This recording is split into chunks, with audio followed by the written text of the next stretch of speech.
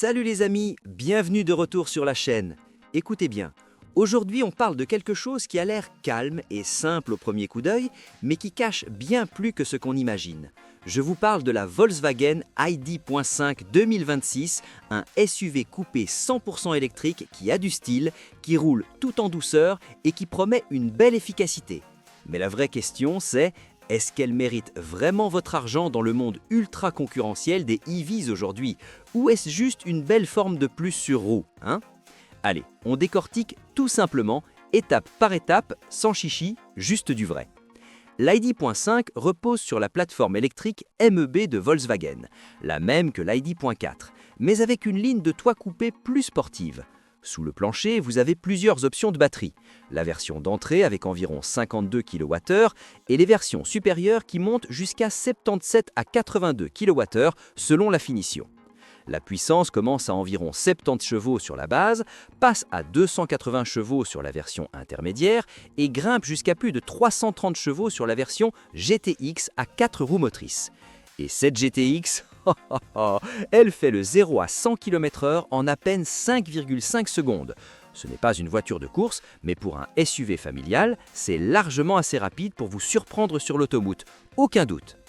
Maintenant, parlons autonomie, parce que c'est ce qui intéresse tout le monde. L'ID.5 vous offre environ 350 km avec la petite batterie et jusqu'à 520 à 550 km avec la grosse en conditions idéales.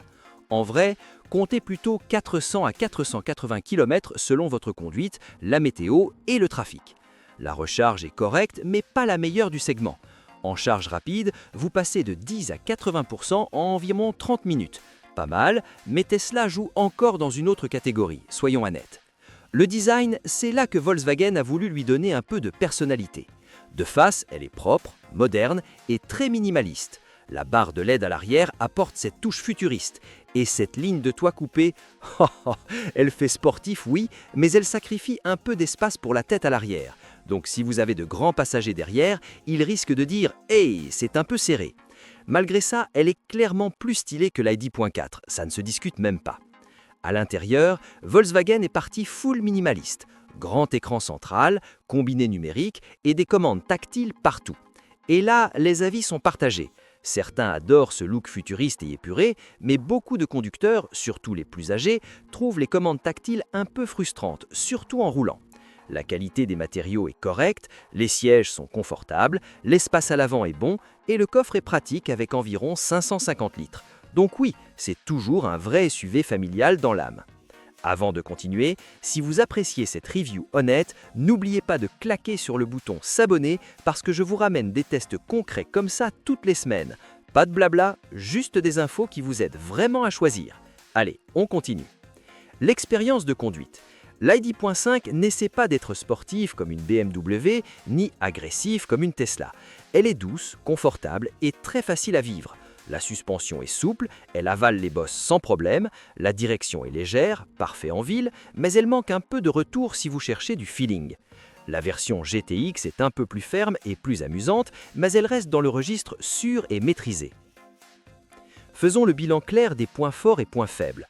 Les pros, une conduite très confortable, une bonne autonomie en conditions réelles, un espace pratique de SUV et une qualité de construction solide. Les cons, l'intérieur fait un peu moins premium que ce qu'on attend, les commandes tactiles peuvent agacer, la vitesse de charge n'est pas la meilleure du segment et elle ne vous excite pas vraiment au volant. Alors, verdict final, la Volkswagen ID.5 2026 est comme un ami calme et raisonnable. Pas la plus excitante, pas la plus rapide, mais riable, confortable et facile à vivre au quotidien. Si vous voulez du drama et du frisson, passez votre chemin.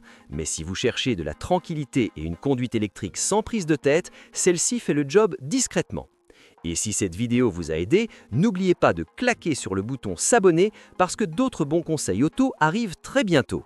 Et oui, on se retrouve dans la prochaine, mes amis.